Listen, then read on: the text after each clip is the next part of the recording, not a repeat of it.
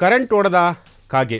ಏನಪ್ಪ ಈ ಥರದ ಒಂದು ಟೈಟಲ್ನ ಹಿಟ್ಟಿದ್ದಾರೆ ಅಂತೇಳಿ ನಿಮಗೆಲ್ಲರೂ ಕೂಡ ಶಾಕ್ ಆಗ್ಬೋದು. ಯಾಕೆಂತಂದರೆ ಇಲ್ಲಿವರೆಗೂ ಕೂಡ ರಚಿತಾ ರಾಮ್ ಅವ್ರನ್ನ ನೀವು ಒಂದಷ್ಟು ಸಿನಿಮಾಗಳಲ್ಲಿ ಕೂಡ ನೋಡಿದ್ರಿ. ಅದರಲ್ಲೂ ಕೂಡ ಸ್ಯಾಂಡಲ್ವುಡ್ನಲ್ಲಿ ಸಾಕಷ್ಟು ಒಳ್ಳೊಳ್ಳೆ ನಟರ ಜೊತೆ ಸಿನಿಮಾ ಮಾಡಿದಂತಹ ನಟಿ. ಅದರಲ್ಲೂ ಪ್ರಮುಖವಾಗಿ ದರ್ಶನ್ ಆಗಿರ್ಬೋದು, ಪುನೀತ್ ರಾಜ್ಕುಮಾರ್ ಆಗಿರ್ಬೋದು, ಹಾಗೆ ಉಪೇಂದ್ರ ಆಗಿರ್ಬೋದು, ಮತ್ತು ಕಿಚ್ಚ ಸುದೀಪ್ ಇವರೆಲ್ಲರ ಜೊತೆಯಲ್ಲೂ ಕೂಡ ಸಿನಿಮಾ ಮಾಡಿದಂತಹ ನಟಿ.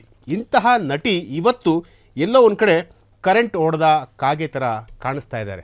ಯಾಕಪ್ಪ ಈ ರೀತಿಯಾದಂತಹ ಒಂದು ಮಾತನ್ನು ಹೇಳ್ತಾ ಇದ್ದೀವಿ ಅಂತಂದರೆ, ಮೊನ್ನೆ ಅಷ್ಟೇ ಒಂದು ಸಿನಿಮಾ ಮುಹೂರ್ತ ಆಯಿತು. ಝೈದ್ ಖಾನ್ ಅಂತೇಳಿ, ಅಂದರೆ ಜಮೀರ್ ಅಹಮದ್ ಖಾನ್ ಅವರ ಮಗ ಏನಿದ್ದಾರೆ ಅವರು, ಅಂದರೆ ಅವರ ಮಗ ಝೈದ್ ಖಾನ್ ಒಂದು ಸಿನಿಮಾವನ್ನು ಮಾಡ್ತಾರೆ. ಆ ಸಿನಿಮಾದ ಹೆಸರು ಕಲ್ಟ್ ಅಂತ ಹೇಳಿ.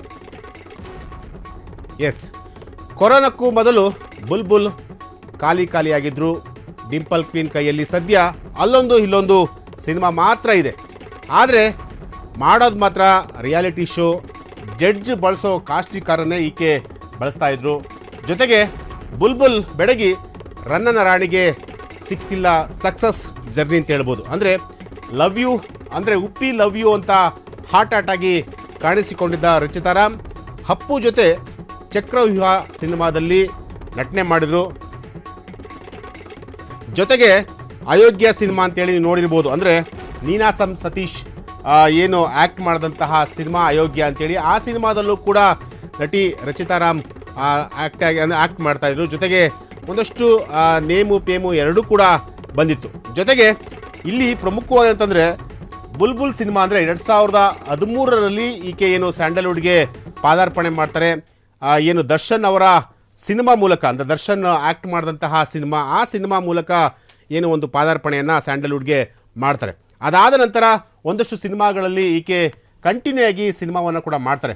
ಅಂದರೆ ಇವರು ರಚಿತಾ ರಾಮ್ ಅಂದರೆ ಸಾಲು ಸಿನಿಮಾಗಳಲ್ಲಿ ಆ್ಯಕ್ಟ್ ಮಾಡಿದ್ರು ಕೂಡ ಎಲ್ಲೋ ಒಂದು ಕಡೆ ಅಂದರೆ ಸಾಮಾನ್ಯ ಅಂದರೆ ಕೆಳ ಹಂತದ ನಟರು ಅಂತ ಏನಂತಾರೆ ಅಂಥ ನಟರ ಜೊತೆ ಅವರು ಕೆಲಸ ಮಾಡಿದಂತಹ ನಟಿಯಲ್ಲ. ಎಲ್ಲ ಟಾಪ್ ಹೀರೋಗಳ ಜೊತೆ ಕೆಲಸ ಮಾಡಿದಂತಹ ನಟಿ. ಅಂದರೆ ಪುನೀತ್ ರಾಜ್ಕುಮಾರ್ ಆಗಿರ್ಬೋದು, ದರ್ಶನ್ ಆಗಿರ್ಬೋದು, ಸುದೀಪ್ ಆಗಿರ್ಬೋದು, ಹಾಗೆ ನೀನಾಸಂ ಸತೀಶ್ ಆಗಿರ್ಬೋದು, ಹಾಗೆ ಜೊತೆಗೆ ಡಾಲಿ ಧನಂಜಯ ಇವರ ಜೊತೆ ಕೆಲಸ ಮಾಡಿದಂತಹ ನಟಿ. ಸಾಕಷ್ಟು ನೇಮು ಮತ್ತು ಪೇಮು ಎರಡರಲ್ಲೂ ಕೂಡ ಹೆಸರನ್ನು ಪಡೆದಿರುವಂತಹ ನಟಿ. ಸೊ ಇಂತಹ ನಟಿ ಈಗ ಒಂದಷ್ಟು ಸೋಷಿಯಲ್ ಮೀಡಿಯಾದಲ್ಲಿ ಸಾಕಷ್ಟು ಸದ್ದನ್ನು ಕೂಡ ಮಾಡ್ತಿರುವಂತಹ ನಟಿ. ಅಂದರೆ ಮೊನ್ನೆ ಅಷ್ಟೇ ಒಂದು ಸಿನಿಮಾ ಏನು ಒಂದು ಮುಹೂರ್ತ ಕೂಡ ಆಗಿತ್ತು. ಆ ಒಂದು ಸಿನಿಮಾ ಮುಹೂರ್ತದಲ್ಲಿ ಏನು ಡಿಂಪಲ್ ಕ್ವೀನ್ ಅಂತ ಹೇಳಿ ಕರೆಸಿಕೊಳ್ಳುವಂತಹ ರಚಿತಾ ರಾಮ್, ನೀವು ನಂಬಲ್ಲ, ಆಕೆ ಎಲ್ಲೋ ಒಂದು ಕಡೆ ಒಂದಷ್ಟು ಸಿನಿಮಾಗಳಲ್ಲಿ ಸಾಕಷ್ಟು ತುಂಬ ಅಂದರೆ ವಿಜೃಂಭಣೆಯಿಂದ ಕಾಣ್ತಿದ್ದಂತಹ ನಟಿ. ಆದರೆ ಈ ಸಿನಿಮಾ ಮುಹೂರ್ತಕ್ಕೆ ಮಾತ್ರ ಬಹಳ ಸಿಂಪಲ್ ಆಗಿ ಬಂದಿದ್ದರು.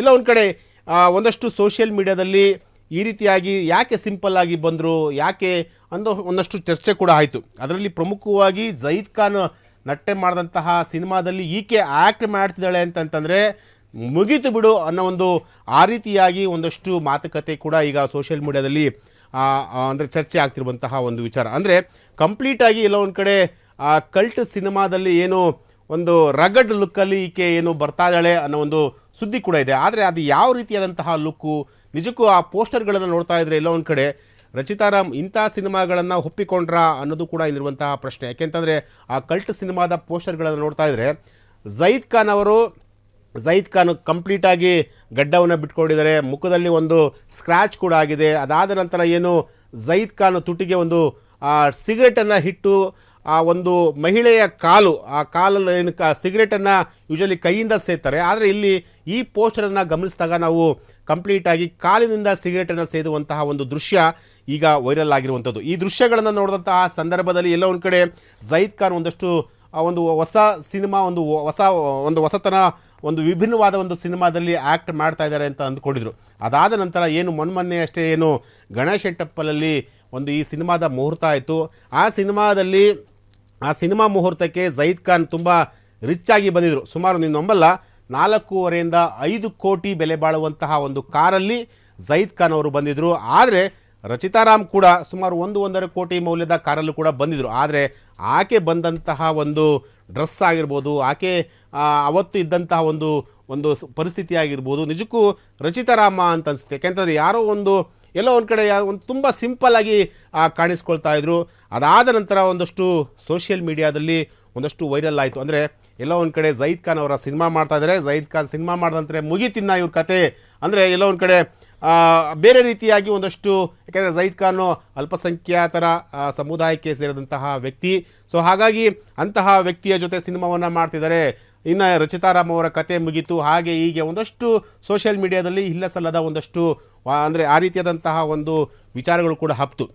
ಅದಾದ ನಂತರ ಈಗ ಸದ್ಯಕ್ಕೆ ಏನಂತಂತಂದರೆ, ಯಾವುದೇ ಒಂದು ಸಿನಿಮಾದಲ್ಲಿ ಆ್ಯಕ್ಟ್ ಮಾಡಿದ್ರೂ ಕೂಡ ರಚಿತಾರಾಮು ಇಲ್ಲಿವರೆಗೂ ಕೂಡ ಅಷ್ಟೊಂದು ಯಶಸ್ಸನ್ನು ಕೂಡ ಕಂಡಿಲ್ಲ ಅನ್ನೋದು ಇಲ್ಲಿರುವಂಥ ಒಂದು ಗಾಂಧಿನಗರದಲ್ಲಿರುವಂಥ ಒಂದಷ್ಟು ಚರ್ಚೆಯ ವಿಚಾರ. ಅಂದರೆ ಏನು 2013ರಲ್ಲಿ ಬುಲ್ಬುಲ್ ಸಿನಿಮಾ ಮೂಲಕ ಸ್ಯಾಂಡಲ್ವುಡ್ಗೆ ಎಂಟ್ರಿ ಕೊಟ್ಟಂತಹ ರಚಿತಾರಾಮು, ಅದಾದ ನಂತರ ಏನು ರನ್ನ ಸಿನಿಮಾದಲ್ಲಿ ಕೂಡ ಆ್ಯಕ್ಟ್ ಮಾಡ್ತಾರೆ. ಅದಾದ ನಂತರ ಒಂದಷ್ಟು ಬೇರೆ ಬೇರೆ ಸಿನಿಮಾಗಳಲ್ಲೂ ಕೂಡ ಆ್ಯಕ್ಟ್ ಮಾಡ್ತಾರೆ. ಅಂದರೆ ಮಾನ್ಸೂನ್ ರಾಗ ಆಗಿರ್ಬೋದು, ಮತ್ತು ನೀವು ನಂಬಲ್ಲ, ಉಪೇಂದ್ರ ಅವ್ರ ಜೊತೆ ಒಂದು ಸಿನಿಮಾ ಮಾಡಿದರು ಲವ್ ಯು ಅಂತೇಳಿ. ಆ ಸಿನಿಮಾದಲ್ಲಿ ಹಸಿ ಬಿಸಿ ದೃಶ್ಯಗಳಲ್ಲಿ ಈಕೆ ಆ್ಯಕ್ಟ್ ಕೂಡ ಮಾಡಿದರು. ಸ್ವತಃ ಸ್ವತಃ ಏನು ರಚಿತಾರಾಮ್ ಅವರ ತಂದೆ ಕೂಡ ಈ ಒಂದು ಸಿನಿಮಾವನ್ನು ನಾನು ನೋಡಲ್ಲ, ನನ್ನ ಮಗಳು ಆ ರೀತಿಯಾದಂತಹ ಒಂದು ಹಸಿ ಬಿಸಿ ದೃಶ್ಯಗಳಲ್ಲಿ ಕಾಣಿಸ್ಕೊಂಡಿದ್ದಾಳೆ, ಅದು ಸಾಕಷ್ಟು ನನಗೆ ನೋವನ್ನು ಕೂಡ ತಂದಿದೆ ಅಂತೇಳಿ ಒಂದಷ್ಟು ಹಳನನ್ನು ಕೂಡ ತೋಡಿಕೊಂಡಿದ್ರು. ಸೊ ಅಂತಹ ಒಂದು ದೃಶ್ಯಗಳಲ್ಲಿ ಆ್ಯಕ್ಟ್ ಮಾಡಿದಂತಹ ನಟಿ ಇವತ್ತು ಕಲ್ಟ್ ಸಿನಿಮಾದಲ್ಲಿ ಮತ್ತೆ ಯಾವ ರೀತಿಯಾದಂಥ ಒಂದು ಪಾತ್ರವನ್ನು ಮಾಡ್ತಾ ಇದ್ದಾರೆ ನೋಡಬೇಕಾಗುತ್ತೆ. ಇನ್ನು ಜೊತೆಗೆ ಅಂತಂದರೆ ಒಂದಷ್ಟು ಕಿರುತೆರೆಯಲ್ಲೂ ಕೂಡ ಈಕೆ ಸಾಕಷ್ಟು ಬ್ಯುಸಿಯಾಗಿರುವಂತಹ ನಟಿ. ಅಂದರೆ ಮಜಾ ಭಾರತ್ ಆಗಿರ್ಬೋದು, ಸರಿಗಮಪ ಆಗಿರ್ಬೋದು, ಹಾಗೆ ಡ್ರಾಮಾ ಜೂನಿಯರ್ ಆಗಿರ್ಬೋದು, ಮತ್ತು ಭರ್ಜರಿ ಬ್ಯಾಚುಲರ್ ಅಂತೇಳಿ ಈ ರೀತಿಯಾದಂತಹ ಒಂದು ಕಿರುತೆರೆಯಲ್ಲಿ ರಿಯಾಲಿಟಿ ಶೋಗಳನ್ನು ಕೂಡ ನಡೆಸುವಂತಹ ಒಂದು ಕಾರ್ಯಕ್ರಮದಲ್ಲಿ ರಚಿತಾರಾಮ್ ಕೂಡ ಬ್ಯುಸಿಯಾಗಿರುವಂಥದ್ದು. ಅಂದರೆ ಇಷ್ಟೆಲ್ಲ ಪಾಪ್ಯುಲಾರಿಟಿ ಪಡೆದಿರುವಂತಹ ನಟಿ ಯಾವುದೇ ಸಿನಿಮಾದಲ್ಲಿ ಆ್ಯಕ್ಟ್ ಮಾಡಿದರೂ ಕೂಡ ಆ ಸಿನಿಮಾಗಳು ಅಷ್ಟೊಂದು ಯಶಸ್ಸು ಕೂಡ ಆಗ್ತಿಲ್ಲ ಅನ್ನೋದು ಕೂಡ ಇಲ್ಲಿರುವಂತಹ ಪ್ರಶ್ನೆ. ಯಾಕೆಂತಂದರೆ ಕೇವಲ ಒಂದಷ್ಟು ನಟರ ಮೇಲೆ, ಅಂದರೆ ಈಗ ದರ್ಶನ್ನು ಅಥವಾ ಸುದೀಪು ಈ ರೀತಿಯಾಗಿ ನಟರ ಜೊತೆ ಸಿನಿಮಾ ಮಾಡಿದಂತಹ ಸಿನಿಮಾಗಳು, ಅಂದರೆ ಅವರ ಒಂದು ಇಮೇಜನ್ನು ಇಟ್ಕೊಂಡು ಈ ಕೆಲವೊಂದು ಕಡೆ ಬೆಳೆಯೋದಕ್ಕೆ ಹೋಗ್ತಾ ಇದ್ದಾರೆ. ಆದರೆ ಇಲ್ಲಿ ನಟನೆ ಮಾತ್ರ ಶೂನ್ಯ ಅನ್ನೋ ಒಂದು ಮಾತುಗಳು ಕೂಡ ಈಗ ಚರ್ಚೆ ಆಗ್ತಿರುವಂಥದ್ದು. ಅಂದರೆ ಕೇವಲ ಎಲ್ಲೋ ಒಂದು ಕಡೆ ಹಣಕ್ಕೋಸ್ಕರ ಸಿನಿಮಾ ಮಾಡ್ತಿದ್ದಾರೆ ವಿನಃ, ಅಥವಾ ರಿಯಾಲಿಟಿ ಶೋಗಳಲ್ಲಿ ಕೇವಲ ದುಡ್ಡಿಗೋಸ್ಕರ ಅಥವಾ ಶೋ ಅಪ್ ಕೊಡೋದಕ್ಕೆ ಮಾತ್ರ ಆ ರಿಯಾಲಿಟಿ ಶೋಗಳಲ್ಲಿ ಕಾಣಿಸ್ಕೊಳ್ತಿದ್ದಾರೆ. ಒಂದು ಸರಿಯಾಗಿ ಒಂದು ಜಡ್ಜ್ಮೆಂಟ್ ಕೂಡ ಕೊಡಲಿಕ್ಕೂ ಬರಲ್ಲ. ಅಂದರೆ ಯಾವುದೇ ಒಂದು ಪಾತ್ರವನ್ನು ಕೂಡ ಸರಿಯಾಗಿ ನಿಭಾಯಿಸೋದಕ್ಕೆ ಬರಲ್ಲ. ಇಂತಹ ಒಬ್ಬ ನಟಿ ಈಗ ಎಲ್ಲೋ ಒಂದು ಕಡೆ ತುಂಬ ಐಫೈ ಲೀಡ್ ಕೂಡ ಮಾಡ್ತಿರುವಂತಹ ಒಂದು ವಿಚಾರ ಕೂಡ ಈಗ ಸೋಷಿಯಲ್ ಮೀಡಿಯಾದಲ್ಲಿ ಈಗ ಹಬ್ತಿರುವಂಥದ್ದು. ಅಂದರೆ ಕಂಪ್ಲೀಟಾಗಿ ಈಗ ಏನು ಒಂದಷ್ಟು ಸಿನಿಮಾಗಳಲ್ಲಿ ಕೇವಲ ಬೆರಳೆಣಿಕೆ ಸಿನಿಮಾಗಳಲ್ಲಿ ಮಾತ್ರ ಈಕೆ ಕಾಣಿಸ್ಕೊಂಡಿರುವಂಥದ್ದು. ಅದನ್ನು ಹೊರತುಪಡಿಸಿದರೆ ಬೇರೆ ಅಂಥ ಏನು ಟಾಪ್, ಅಂದರೆ ಈಕೆ ಯಾವುದೇ ಸಿನಿಮಾ ಮಾಡಿದರೂ ಕೂಡ ಆ ಸಿನಿಮಾದ ಒಂದು 100 ಡೇಸು ಅಥವಾ 50 ಡೇಸು ಅಥವಾ 175 ಡೇಸು ಈ ರೀತಿಯಾಗಿ ಯಾವುದೂ ಸಿನಿಮಾ ಕೂಡ ಇಲ್ಲಿವರೆಗೂ ಕೂಡ ಹೋಗಿಲ್ಲ.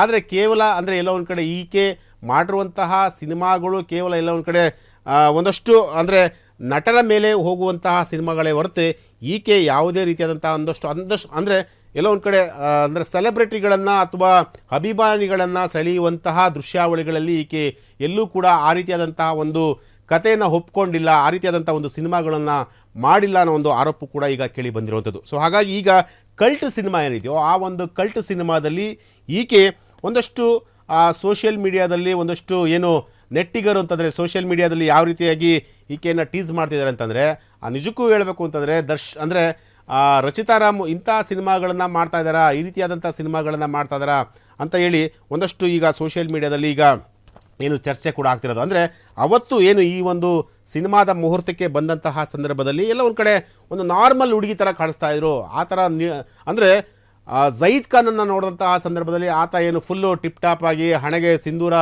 ತಿಲಕವನ್ನು ಇಟ್ಕೊಂಡು ಒಂದು ರೇಷ್ಮೆ ಪಂಚೆ, ರೇಷ್ಮೆ ಶರ್ಟು ಈ ರೀತಿಯಾಗಿ ಮಿಂಚ್ತಾ ಇದ್ದರೆ, ರಚಿತಾರಾಮ್ ಆ ಸಿನಿಮಾದ ಹೀರೋಯಿನ್ ಏನನ್ನು ಅನಿಸ್ಕೊಂಡಿರುವಂಥ ರಚಿತಾರಾಮ್ ಏನಿದ್ದಾರೆ ಅವರು ತುಂಬ ಸಿಂಪಲ್ ಆಗಿ ಬಂದಿದ್ದಾರೆ ಅನ್ನೋ ಒಂದಷ್ಟು ಮಾತುಗಳು ಕೂಡ ಕೇಳಿ ಬಂದಿರುವಂಥದ್ದು. ಸೊ ಹಾಗಾಗಿ ಈಗ ಸದ್ಯಕ್ಕೆ ಏನಂತಂತಂದರೆ ರಚಿತಾರಾಮ್ ಒಂದಷ್ಟು ಸಿನಿಮಾಗಳ ಮೂಲಕ, ಕೇವಲ ಒಂದಷ್ಟು ಬೆರಳೆಣಿಕೆ ಸಿನಿಮಾಗಳ ಮೂಲಕ ಆಕೆ ಏನು ಸ್ಯಾಂಡಲ್ವುಡ್ನಲ್ಲಿ ಒಂದಷ್ಟು ಮನೆ ಮಾತಾಗಿರುವಂತಹ ಒಂದು ನಟಿ ಅಂತಂದ್ರೂ ಕೂಡ ತಪ್ಪಾಗಲಿಕ್ಕಿಲ್ಲ.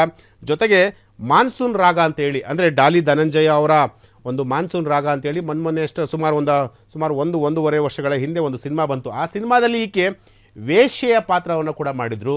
ಎಲ್ಲ ಒಂದು ಕಡೆ ಆ ಒಂದು ಪಾತ್ರವನ್ನು ಮಾಡಿದಂತಹ ಸಂದರ್ಭದಲ್ಲಿ ಕಂಪ್ಲೀಟಾಗಿ ಆ ಸಿನಿಮಾ ಅಷ್ಟೊಂದು ಯಶಸ್ಸು ಕೂಡ ಆಗಲಿಲ್ಲ. ಅಂದರೆ ಕಂಪ್ಲೀಟ್ ತೋಪೆದ್ದೋಗ್ಬಿಡ್ತು ಆ ಸಿನಿಮಾ. ಅಂದರೆ ಕೇವಲ ಅದು ಹೇಳಿಕೊಳ್ಳೋದಕ್ಕೆ ಮಾತ್ರ ಮಾನ್ಸೂನ್ ರಾಗ ಅಂತ ಹೇಳಿ ಸಿನಿಮಾ ಬಂದಿತ್ತು. ಆದರೆ ಆ ಸಿನಿಮಾ ಅಷ್ಟೊಂದು ಯಶಸ್ಸು ಕೂಡ ಆಗಲಿಲ್ಲ.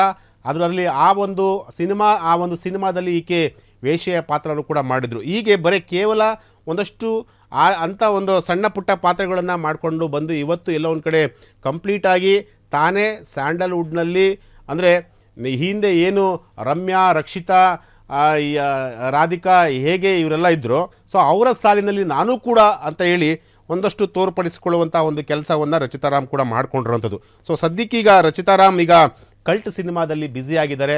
ಸೊ ಅವರು ಮುಂದೆ ಇನ್ನೂ ಯಾವ ರೀತಿಯಾದಂಥ ಒಂದು ಪಾತ್ರಗಳನ್ನು ಮಾಡ್ತಾರೆ, ಮತ್ತು ಇದೇ ರೀತಿಯಾದಂಥ ಪಾತ್ರಗಳನ್ನು ಮಾಡ್ತಾರೆ. ಆಮೇಲೆ ಇನ್ನೊಂದು ವಿಚಾರ ಅಂತಂದರೆ, ಇಷ್ಟೆಲ್ಲ ಒಂದು ಪಾಪ್ಯುಲಾರಿಟಿ ಒಂದು ಕಡೆ ಪಾಪ್ಯುಲಾರಿಟಿಯನ್ನು ಪಡೆದಿರುವಂತಹದ್ದು ನಿಜ. ಸಿನಿಮಾದಲ್ಲಿ ಯಾವುದೇ ಒಬ್ಬರು ಒಂದಷ್ಟು ಪಾಪ್ಯುಲಾರಿಟಿಯನ್ನು ಪಡಿಬೇಕಾದ್ರೆ ಅದಕ್ಕೆ ಬೇರೆ ಬೇರೆ ಆದಂಥ ರೀಸನ್ಗಳು ಕೂಡ ಇರ್ತವೆ. ಸೊ ಆ ರೀಸನ್ಗಳು ಏನು ಅಂತ ಹೇಳಿ ನಾವು ಇಲ್ಲಿ ಆ ವಿಚಾರಗಳ ಬಗ್ಗೆ ನಾವು ಚರ್ಚೆಯನ್ನು ಮಾಡೋದು ಬೇಡ.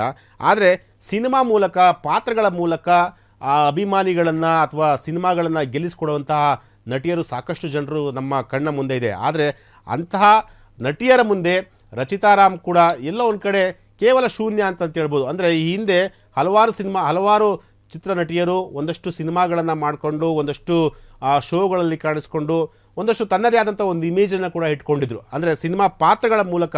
ಆದರೆ ಇಲ್ಲಿ ಏನಾಗಿದೆ ಅಂತಂತಂದರೆ ರಚಿತಾರಾಮ್ ಕಂಪ್ಲೀಟಾಗಿ ಎಲ್ಲ ಒಂದು ಕಡೆ ಒಂದಷ್ಟು ಅಂದರೆ ಬೇಕಾಬಿಟ್ಟಿ ಪಾತ್ರಗಳನ್ನು ಮಾಡಿಕೊಂಡು ಒಂದಷ್ಟು ಪಾಪ್ಯುಲಾರಿಟಿಯನ್ನು ಕೂಡ ಪಡೆದುಕೊಂಡಿರುವಂತಹ ನಟಿ ಅಂತಂದ್ರೂ ಕೂಡ ತಪ್ಪಾಲಿಕ್ಕಿಲ್ಲ. ಸೊ ಸದ್ಯಕ್ಕೆ ಏನು ರಚಿತಾರಾಮ್ ಕಲ್ಟ್ ಸಿನಿಮಾದಲ್ಲಿ ಯಾವ ರೀತಿಯಾದಂಥ ಒಂದು ಪಾತ್ರವನ್ನು ಮಾಡ್ತಾರೆ ಅನ್ನೋದನ್ನು ಕೂಡ ಕಾದು ನೋಡಬೇಕಾಗುತ್ತೆ.